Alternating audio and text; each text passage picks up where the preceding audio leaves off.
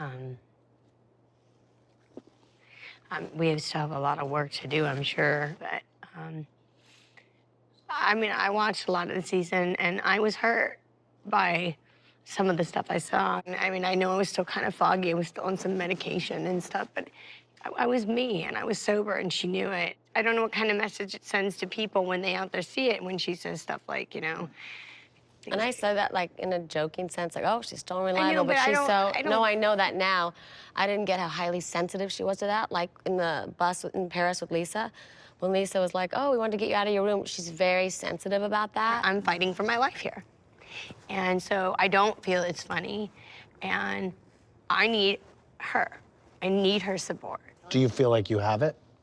I do, when we're together, when I hear her talk. But when I see that, I don't understand. When we see the show, it's like I've said to her, since we actually did that show, Stars in Danger, right. We spent every single day together, and it was the best time we've had together in years. It was an amazing, amazing experience. And then we'd watch the show, and I'd be like, I'd say to her, Kim, listen, we cannot let the past interfere with how far we've come now. That's the hardest thing. That's the hardest part. Yeah. And these kind of things did. It was like, I'd see it and I'd go, oh my gosh, I don't know how I'm gonna do this tomorrow. Because I'd see it and my feelings would get so hurt. And just like what Yolanda said earlier, which was, you remember?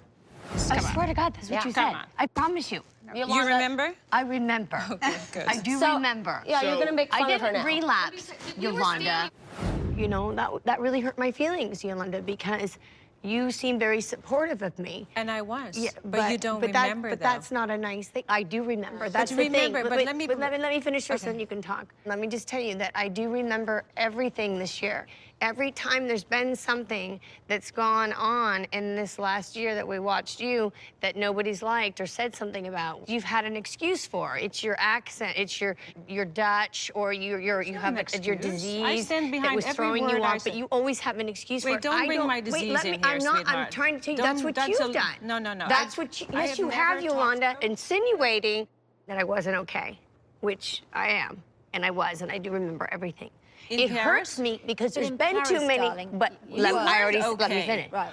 There's been too many times I haven't been okay. Can you please acknowledge one thing? And I appreciate the time that you were there for me in Paris, because you were there for me. Yes. You really were, and I want to thank you for that. And I was, because I truly care. I know you do. And I cared about your well-being. What happened in Paris? It was a mix-up of medication. And if you see me the first night, I'm 24 hours no sleep. I was jet lagged.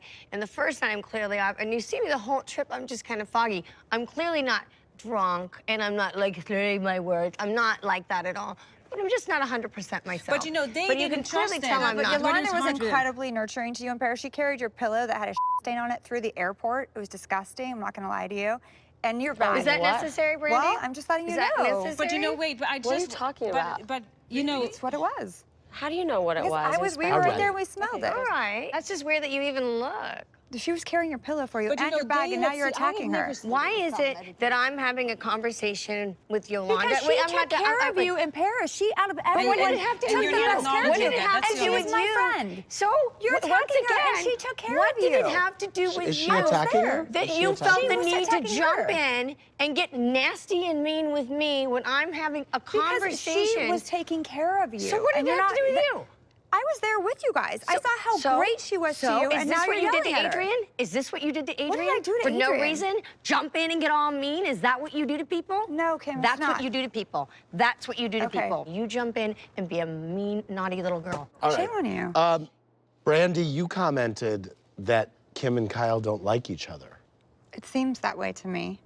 I mean, I feel like Kyle, out of everyone, is always doubting your sister's sobriety, more than anyone. And I think that family should actually protect you more than doubt you. The relationship you can't that you guys... understand the history, and you just can't. And because you don't know the history, I not only like her, I love her so much. But I understand Kyle's position as well, that if she gets a hint that Kim's even a tiny bit off, because she's been through so much with her, and she's just got to prove herself. And I think Paris was really emotional. But the thing for her, you know, the fact that she knows. No, I knew you weren't drinking, but I also knew you weren't yourself. I didn't know what it was. We didn't know what it was.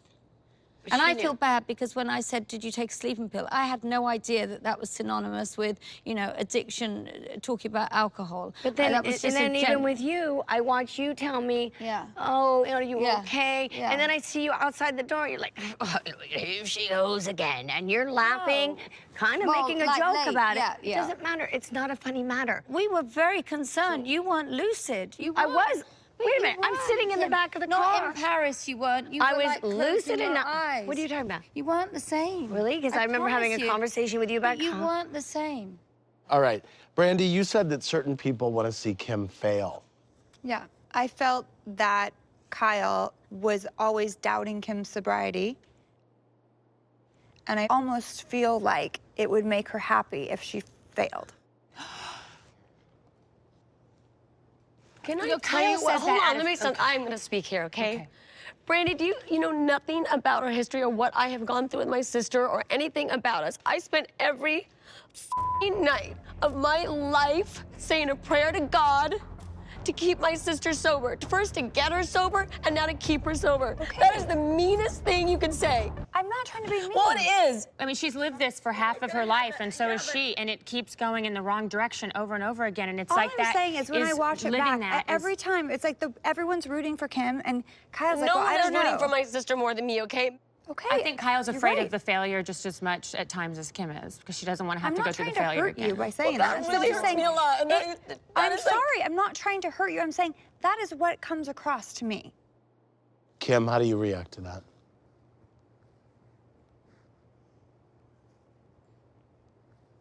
You know your sister supports you and loves you and wants you to be sober and be happy.